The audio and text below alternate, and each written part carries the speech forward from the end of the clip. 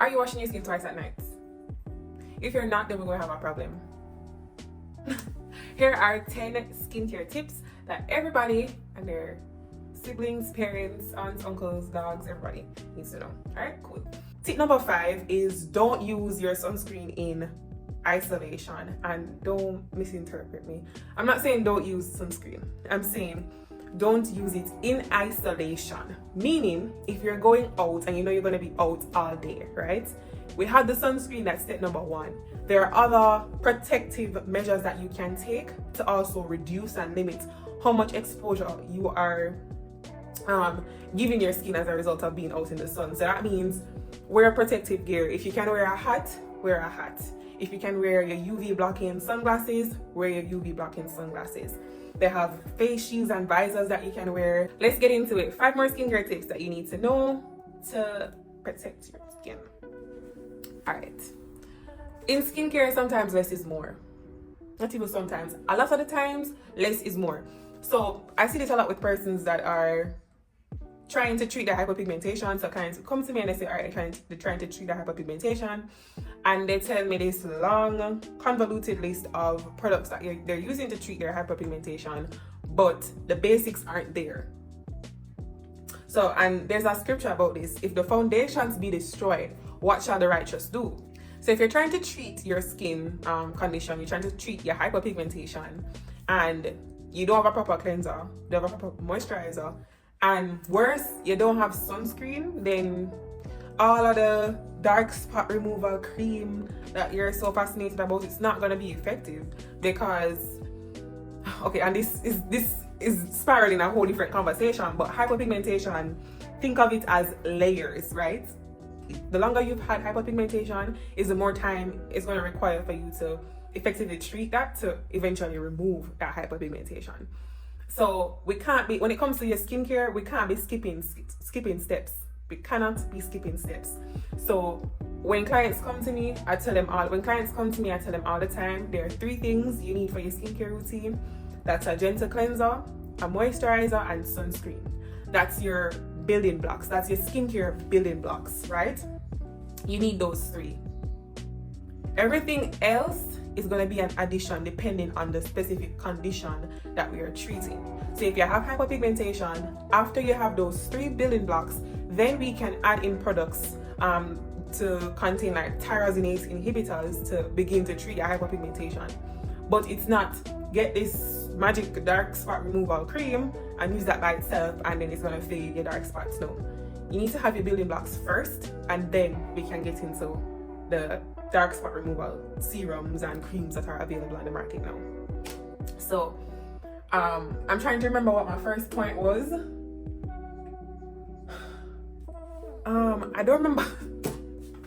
I began talking about so many different things. I'm not sure what my first point was, but I believe I was speaking about less is more. So yeah, less is more when it comes down to your skincare routine. Right? Get your building blocks down pat first, then we can add on the baga afterwards. Another thing, the 6th point is do not over exfoliate. And this is a common misconception that persons have. Alright, exfoliation boosts your skin cell turnover. So if that means if exfoliating will increase my skin turnover, and when my skin cells turn over, then that leads to new cells being pushed forward, and you know that means if I exfoliate more, my skin will look better. No baby, no. So that's not true. You don't want to over exfoliate, because then you're setting yourself up for more problems, right? So everybody has a skin barrier, and we all need to be striving to ensure that our skin barriers are properly hydrated and intact. We're trying to ensure that the pH of our skin is intact so that nothing is throwing off our skin. When you over exfoliate your skin, it's like your skin barrier is crying out, why me? Why should I do this to me? Why are you abusing me? That's what your skin is essentially saying to you, because you're just ackle up your skin. So no, like we can't have that. So limit your exfoliation to 2, maybe 3 times per week. Limit the exfoliating to two, maybe 3 times per week. That is sufficient. I know we think that if we do more of the exfoliation, then we're gonna get the glass skin and we're gonna get the clear skin overnight. But trust me, 2 to 3 times a week is sufficient, right? When you have your basics down, once you constantly feed your skin with what it needs, it will respond favorably to you. It might not happen overnight. A lot of the times it does not happen overnight. But over time, think of it as the compound effect for your skin. When you treat your skin with the TLC that it needs, give it the products that it needs, do too much is like Goldilocks and is what, dwarf? No, wait, what? Goldilocks and the bears. Goldilocks and the bears. And they was like, all right, I don't want to drink that porridge because it's too hot. I don't want to drink that porridge because it's too cold. I want to drink this one because it's just right. So when you have your simple skincare routine, you're using your liquid cleanser, you're not exfoliating more than 2 to 3 times per week for your skin, that is the porridge that's just right. Not too hot would be the one when you exfoliate your skin 3, 5, 6, 7, 8, 9, 10 times per week. Too cold is when you're not exfoliating at all. 2 to 3 times is just right. I think that was 6, 7, 8. No, 5, 6. The retinol can wait until you're 25, at least 25. So retinol is like this superhero ingredient, superhero product that it just plays so many important roles to your skin. So it exfoliates, it decongests, it helps to boost the collagen fibers in your skin. So however, if you are under the age of 25, you don't need to be using retinol at this point in time. Why? Again, when it comes on, if you step through the doors, if you want to use retinol, again, everybody is free to do what they want to do with their skin. But if you step through the doors of Rach Royalty Beauty Bar and you're asking for my advice, we're gonna tell you to take the gentler route first. So if your skin doesn't need something at this point in time, you don't need to be giving your skin what it doesn't need, right? So think of life as, homeostasis, and we're trying to create equilibrium and balance. If your skin doesn't lack something, you don't need to give that to your skin. And 99% of the time, or maybe not 99, but 90, I would say at least 90% of the time, if you don't suffer from severe acne, where you need prescription grade retinol, tretinoin, isotretinoin, Accutane, and just again prescription grade retinol, then you don't need to be using that until your skin gets to a point where it's like, all right, I need this now. And if you're under the age of 25, statistically 90% of the time you don't need it. So if you don't need it, you don't need to give it to your skin. The reason why I say under the age of 25 is because we have what's called young skin and we have what's called mature skin. So as you age, naturally the collagen fibers in your skin become more loose, and it's at that point where you can start introducing these actives into your skincare routine to ensure that your skin looks firm and vibrant and supple. But if your skin is not yet at that stage, then we don't need to be including it in your skincare routine. So save and except where you have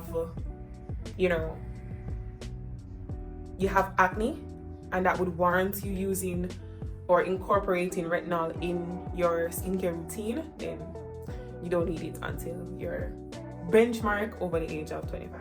Okay, this is a simple tip. This one is a simple tip. So clients come to me all the time and they're like, oh, I don't pick my bumps. But here's a funny story. When they lie down on my facial bed to get their facial done, I see the evidence that they're picking their bumps. So, I'm gonna find out anyway, so we can just be completely honest and transparent, right? So, I know as an esthetician, I know you're gonna pop your bumps. So what I would say is don't use your fingers. You can use a cotton bud, because sometimes with your fingers and the nails, you apply too much pressure that's not necessary. So again, you're probably recognizing a theme here. When it comes down to your skin in general, going with the least aggressive method, less force, we're going the gentler route, because sometimes it's really not that serious and we don't need to be doing these convoluted 15-step skincare routine. Less is more, right?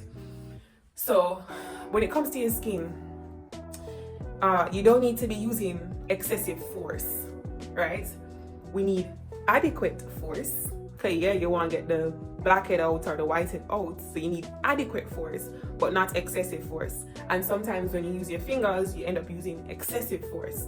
So I find that if you get a cotton bud and you get 2 of them, you hold it near the bump and you gently squeeze, that will more often than not give you adequate force to get the blackhead or the whitehead out, and will reduce the amount of injury that you're creating to your skin.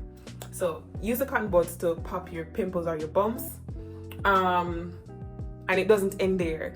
So after you pop the bump, use peroxide or alcohol to cleanse the area. And I would also say pop the bumps at night, because that way you're not leaving this open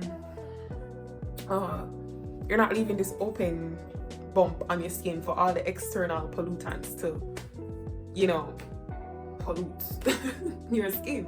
So we're trying to minimize, it's like preventive maintenance then. We're trying to prevent the buildup of dirt in a bump that you already popped. We're trying to prevent scarring, which is why I said use the cotton buds as instead of your fingers, so you don't pop it and then you use excessive force and then there's scarring or a big scab and everything. So yeah, use the peroxide or the alcohol to cleanse the area, and this will be best done at night, because at night, after you do your skincare routine and you pop the bumps, you're going to your bed.